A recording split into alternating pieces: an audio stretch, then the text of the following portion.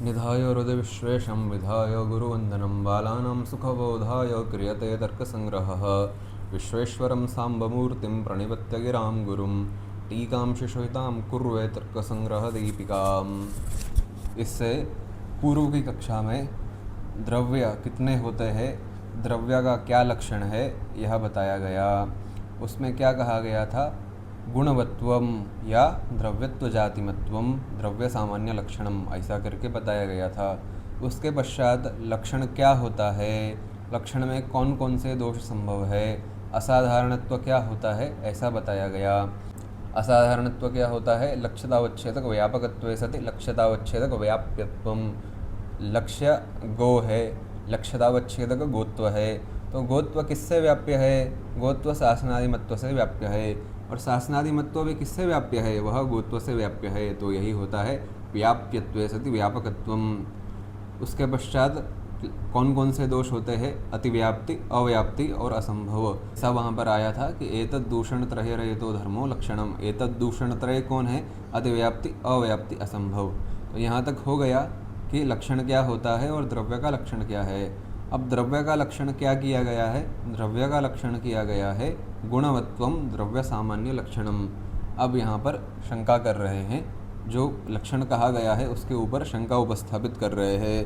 तो गुणवत्वम न द्रव्य सामान्य लक्षणम आद्य क्षणावच्छिन्न घटे उत्पन्न विनष्ट घटे च अव्याप्ति इति चेन्न गुण सामानाधिकरण्य सत्ता भिन्न जाति मत्वस्य विवक्षितत्वात्, ऐसा यहाँ पर कहा गया है। अब इसको समझना है।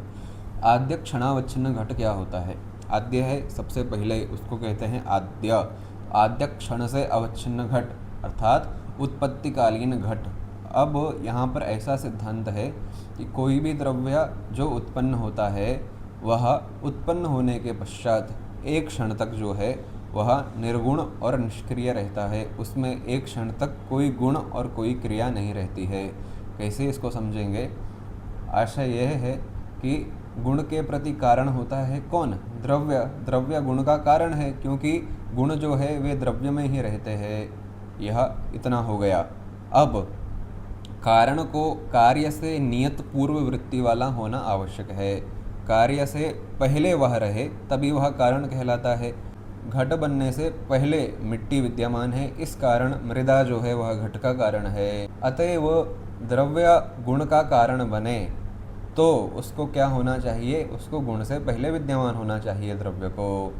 ऐसे में मानना पड़ता है कि द्रव्य पहले उत्पन्न होता है और गुण एक क्षण पश्चात उसमें उत्पन्न होते हैं, दोनों एक साथ उत्पन्न नहीं होते। इस कारण ही द्रव्य और गुण में कार्य कारण भाव आता है। तो क्या मानना पड़ता है कि जो उत्पन्न द्रव्य है किंचित क्षण भर के लिए अगुणम अक्रियम च तिष्ठति, बिना गुण के और बिना क्रिया के एक क्षण वह रहता है, ऐसा वहाँ पर मानना है। अब द्रव्य का लक्षण क्या किया है, गुणवत्वम, जो गुण वाला हो वह द्रव्य होता है। तो उत्पत्ति क्षण वाला जो द्रव्य है, घट है उत्पत्ति क्षण में, तो पहले घट उत्पन्न होगा, उसके पश्चात उसमें जो उसके गुण हैं रूप रस इत्यादि वह उत्पन्न होंगे। किंतु वहाँ पर क्या हो रहा है, जो उत्पत्ति क्षण वाला घट है उसमें कोई गुण नहीं रहता, क्योंकि क्या कहा है, एक क्षण पश्चात जो है वह गुण उत्पन्न होता है। किंतु उत्पत्ति क्षण के समय वह द्रव्य तो है किंतु उसमें गुण नहीं है। तो उत्पत्ति क्षण वाले द्रव्य में गुणवत्वम ऐसा लक्षण वहाँ पर नहीं गया। पहली समस्या तो यह है। दूसरा है उत्पन्न विनष्ट घट। उत्पन्न विनष्ट घट क्या होता है, इसको समझने के लिए पहले उत्पन्न कैसे होता है घट, ऐसा समझना है। कोई भी पदार्थ है वह कैसे उत्पन्न होता है, पहले उसमें क्रिया होती है, क्रिया से विभाग उत्पन्न होता है, विभाग से पूर्व देश संयोग का नाश होता है, उसके पश्चात उत्तर देश संयोग होता है, और अंत में क्या होती है, द्रव्योत्पत्ति होती है। तो ये 5 क्षण की प्रक्रिया इसको कह सकते हैं। कैसे, पहले क्रिया, क्रिया से विभाग, विभाग से पूर्व देश संयोग का नाश, पूर्व देश संयोग के नाश से उत्तर देश संयोग, उसके पश्चात पदार्थ की उत्पत्ति। वैसा समझिए ये वस्तु यहाँ पर रखी हुई है, ठीक है। तो ये अभी यहाँ पर स्थित है, तो कोई क्रिया हो गई, क्रिया हुई है, उसके पश्चात विभाग होता है, विभाग से क्या होता है, पूर्व देश संयोग, जहाँ पर यह रखी है उसका नाश होता है। पूर्व देश संयोग के पश्चात क्या होता है, उत्तर देश संयोग होता है, यह उत्तर देश है, दूसरा देश है, उससे संयोग होता है, उसके पश्चात पदार्थ की उत्पत्ति होती है। ऐसे ही घट के उदाहरण में लीजिए, दो मिट्टी के टुकड़े हैं ऐसे रखे हुए, दोनों में क्रिया होती है, ठीक है। क्रिया से उनका पूर्व देश जहाँ पर वे रखे हुए हैं उसका नाश होता है और क्या होता है, उत्तर देश संयोग होता है। तो ये दो टुकड़ों से फिर क्या हो जाएगा, घट की उत्पत्ति हो जाएगी। ऐसा करके हमको देखने में लगता है कि एकाएक यह सब हो रहा है, किंतु प्रक्रिया बहुत सूक्ष्म है। तो क्या होता है, क्रिया विभाग, पूर्व देश संयोग का नाश, उत्तर देश संयोग और तत्पश्चात द्रव्योत्पत्ति। अब यह है उत्पन्न घट। अब उत्पन्न विनष्ट घट क्या होता है कि देखिए, घट दो कपाल से मिलकर बना होता है। कपाल है मिट्टी के टुकड़े, उनको कपाल बोलते हैं।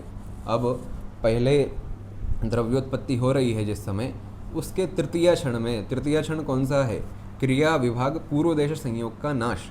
तो तृतीय क्षण में एक कपाल है, उसमें क्या हो जाता है, एक कपाल में दो में से एक जो मिट्टी का टुकड़ा है उसमें घट नाशक क्रिया उत्पन्न हो जाती है। कैसे हो जाती है, तीसरे क्षण में घट नाशक क्रिया उत्पन्न होगी, चौथे क्षण में क्या होगा, विभाग होगा, विभाग से क्या होगा, पूर्व देश संयोग का नाश हो जाएगा। अब ऊपर जो है वह पांचवें क्षण में क्या है, घट की उत्पत्ति है, और दूसरे कपाल में तीसरे क्षण में क्या हो रहा है, द्रव्य नाशक क्रिया उत्पन्न हो रही है। चौथे क्षण में क्या हो रहा है, विभाग उत्पन्न हो रहा है। पांचवें क्षण में क्या हो रहा है, पूर्व देश संयोग का नाश हो रहा है। तो जो द्रव्य बन गया उसके पूर्व देश संयोग के नाश का क्या तात्पर्य है कि वह द्रव्य नष्ट हो जाएगा अगले क्षण में। तो पांचवें क्षण में द्रव्य उत्पन्न होता है, छठे क्षण में द्रव्य नष्ट हो जाता है। इसको बोलते हैं उत्पन्न विनष्ट घट। एक क्षण उत्पन्न हो रहा है, उसके पश्चात अगले ही क्षण में द्रव्य नष्ट हो जा रहा है। तो गुण उत्पन्न होने के लिए एक क्षण तो चाहिए। तो उत्पन्न विनष्ट घट में एक क्षण का समय भी नहीं मिल रहा है। एक क्षण में द्रव्य उत्पन्न हो रहा है, अगले क्षण में द्रव्य नष्ट हो जा रहा है। तो उत्पन्न विनष्ट घट द्रव्य तो है, किंतु उसमें भी गुण नहीं रहेगा, क्योंकि गुण रहने के लिए समय ही नहीं है। तो इस प्रकार से उत्पन्न विनष्ट घट द्रव्य होते हुए भी गुण वाला नहीं है, अतएव वहाँ भी अव्याप्ति लक्षण की हो जाती है। ऐसा शंका पूर्व पक्षी कर रहा है। उत्पन्न विनष्ट घट को एक बार दोबारा समझ लीजिए कैसे है।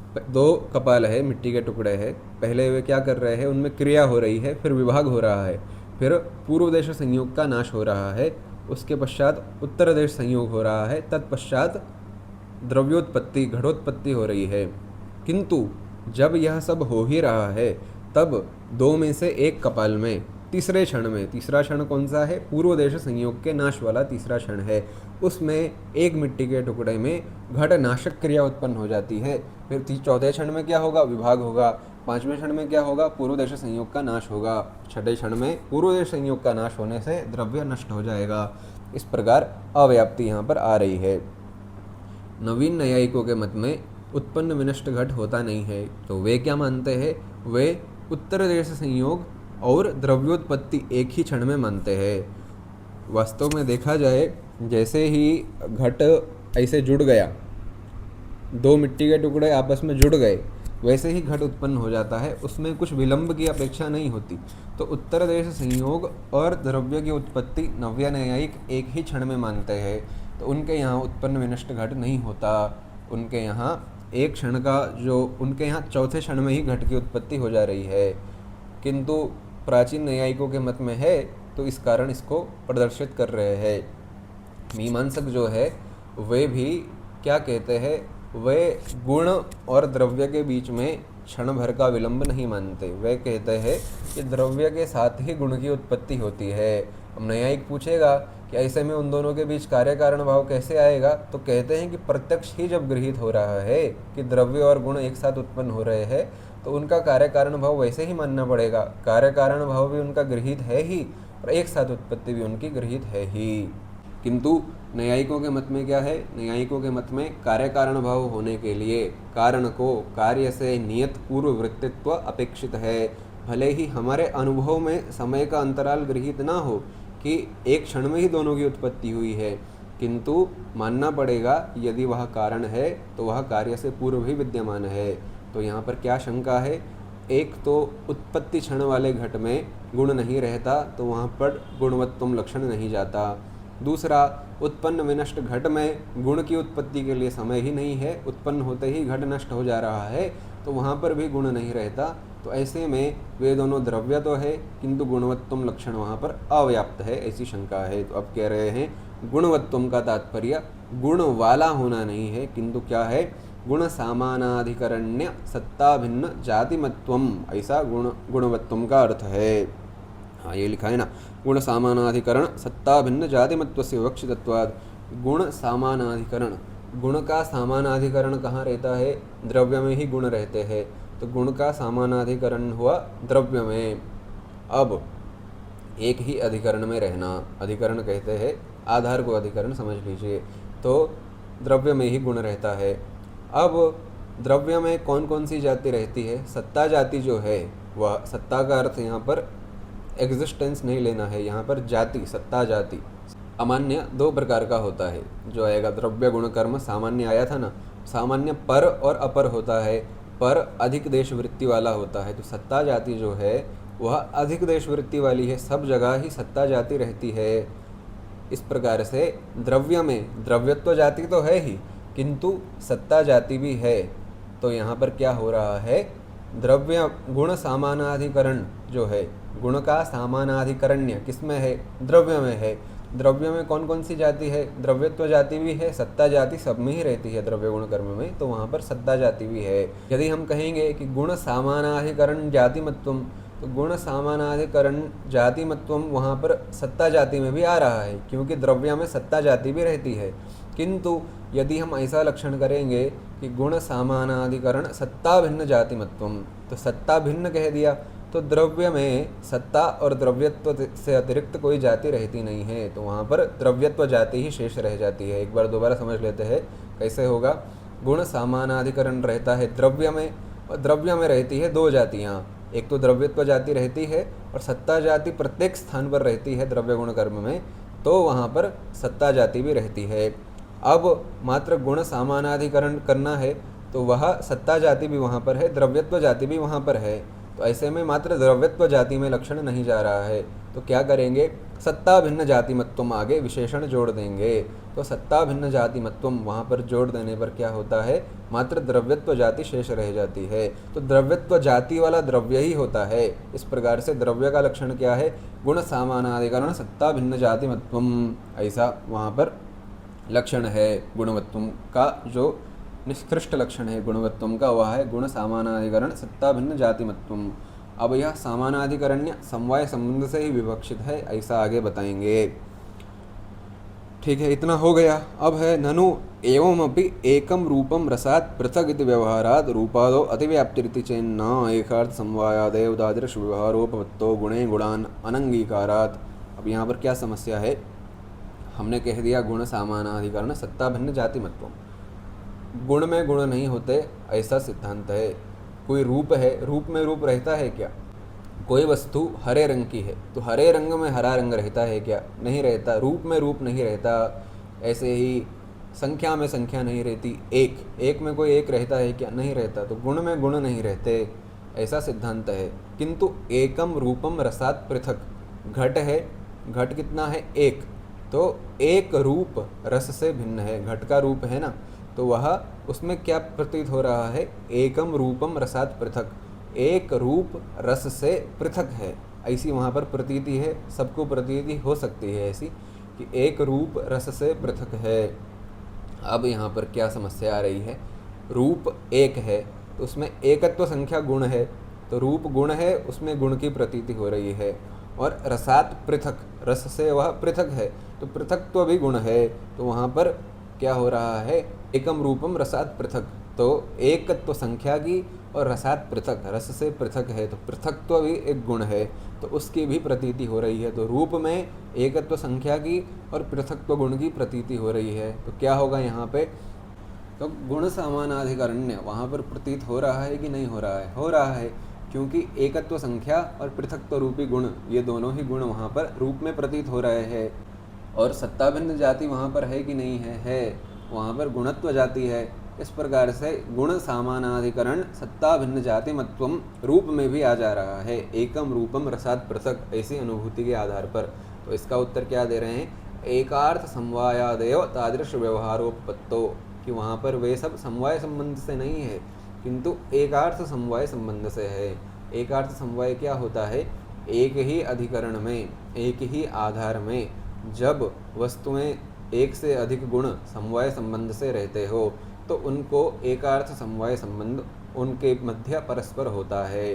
जैसे एक रूप रस से भिन्न है, तो घड़े में एकत्व संख्या भी रहती है, रूप भी रहता है और रस इत्यादि से पृथकत्व भी रहता ही है। तो वे सब घट में है, किंतु तीनों ही एक ही आधार पर स्थित है, इस कारण उनमें परस्पर एक दूसरे में वे स्थित है ऐसी प्रतीति होती है। गुण में गुण स्थित नहीं होते, किंतु वे एक अधिकरण में स्थित है, इस कारण वहाँ पर ऐसी प्रतीति हो रही है कि रूप में रस से पृथकत्व और एकत्व संख्या स्थित है। एकार्थ समवाय परस्पर होता है। जैसे रूप में एकत्व संख्या और पृथकत्व है, वैसे ही एकत्व संख्या में भी रूप और पृथकत्व ऐसी प्रतीति होगी, एकार्थ समवाय से रहेंगे। ऐसे ही पृथकत्व में भी एकत्व संख्या और रूप ऐसा एकार्थ समवाय से रहेगा। तो एकार्थ समवाय संबंध जो होता है वह परस्पर ही होता है, किसी एक में नहीं होता। जो एक अधिकरण में स्थित द्रव्य है उन सभी द्रव्यों में एकार्थ समवाय संबंध होता है। तो यहाँ पर जो गुण सामानाधिकरण्य सत्ता भिन्न जातिमत्वम कहा है, तो वह सामानाधिकरण्य समवाय संबंध से विवक्षित है। एकम रूपम रसाद पृथक में समवाय संबंध नहीं, एकार्थ समवाय संबंध है, इस कारण वहाँ पर लक्षण जो है वह नहीं जाता। इस प्रकार द्रव्य का निर्दुष्ट लक्षण जो है वह सिद्ध होता है। अब यह हो गया द्रव्य का निरूपण। अब है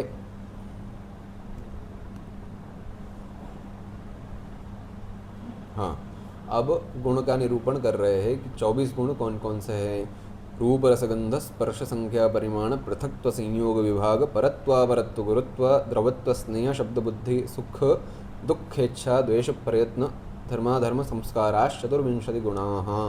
कौन कौन से 24 गुण है? रूप रसगंध स्पर्श यह तो है ही। अब संख्या परिमाण पृथक्त्व संयोग विभाग परत्व अपरत्व गुरुत्व द्रवत्व स्नेह शब्द बुद्धि सुख दुख इच्छा द्वेष प्रयत्न धर्म अधर्म और संस्कार, यह 24 गुण होते हैं। यह 24 गुण है, ठीक है। अब इसकी टीका देखते हैं। गुणम विभजते रूपेति, रूप रसगंध इत्यादि के द्वारा गुणों का विभाजन कर रहे हैं, ठीक है। अब गुण का लक्षण क्या है? द्रव्य कर्म भिन्नत्वे सति सामान्यवान गुणः। सामान्य जो है जाति, सामान्य का अर्थ जाति है यहाँ पर, तो जाति जो है वह द्रव्य गुण कर्म इन तीन में रहती है। अब द्रव्य कर्म और गुण इन तीनों में सामान्य जाति है, तो गुण का लक्षण यदि हम ऐसा कर देंगे कि द्रव्य कर्म भिन्नत्वे सति सामान्यवान, तो वह मात्र गुण में ही लक्षण जाएगा, क्योंकि गुण के अतिरिक्त द्रव्य और कर्म में ही सामान्य जाति रहती है। तो तद भिन्नत्वम लगा दिया, द्रव्य कर्म भिन्नत्वे सति सामान्यवान, तो कौन बच जाता है कि जो द्रव्य भी नहीं है कर्म भी नहीं है किंतु जाति वाला है, मात्र गुण ही ऐसे शेष रह जाते हैं।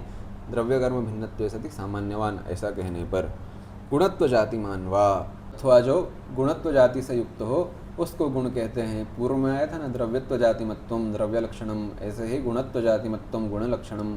तो मुख्य लक्षण क्या है? द्रव्य कर्म भिन्नत्वे सति सामान्यवान, और दूसरा लक्षण क्या किया? गुणत्व जातिमत्वम। अब जैसे पूर्व में द्रव्यत्व जाति की सिद्धि की थी, कैसे की थी? समवाय संबंधावच्छिन्न संयोगत्वावच्छिन्न कार्यता निरूपिता या तादात्म्य संबंधावच्छिन्ना कारणता सा यत्किंचित धर्मावच्छिन्ना कारणतात्वात् घटनिष्ठ कार्यता निरूपित कपालनिष्ठ कारणतावत्। ऐसे गुणत्व जाति की सिद्धि कैसे होगी? वहाँ पर कहेंगे द्रव्य कर्म भिन्नत्वे सति सामान्यवती या कारणता सा यत्किंचित धर्मावच्छिन्ना कारणतात्वात् घटनिष्ठ कार्यता निरूपित कपालनिष्ठ कारणतावत्। द्रव्य कर्म से भिन्न जो कारणता है वह मात्र गुण में ही रहती है, तो इस कारण द्रव्य कर्म भिन्नत्वे सति सामान्यवती, सामान्य भी गुण में ही रहता है द्रव्य कर्म के अतिरिक्त। तो इस प्रकार से यहाँ पर गुणत्व जाति की सिद्धि होगी। कोई तो मात्र गुण ऐसा शब्द प्रयोग दिखता है तो मात्र उसके आधार पर ही गुणत्व जाति की सिद्धि करते हैं। कैसे? गुण पदनिष्ठ वाचकता निरूपित वाच्यता किंचित धर्मावच्छिन्ना वाच्यतात्वात् घट पदनिष्ठ वाचकता निरूपित वाच्यतावत्, ऐसा अनुमान किया गया है। वाचकता और वाच्यता में होता है निरूप्य निरूपक भाव संबंध। निरूप्य निरूपक भाव संबंध किसी ना किसी धर्म से अवच्छिन्न होगा। तो गुणपद और गुणपद का जो वाच्य है उसमें कौन सा धर्म है? गुणत्व धर्म ही है। उसके कौन कौन से वाचक है गुणपद के? किस किस में गुण शब्द का प्रयोग दिखता है? रूप रसगंध स्पर्श संख्या पृथक्त्व संयोग इत्यादि में गुण पद का प्रयोग दिखता है। तो सब में क्या है, गुणत्व जाति है, तो गुणत्व गुण पद से गुणत्व जाति की सिद्धि हो जाती है अनुमान के आधार पर।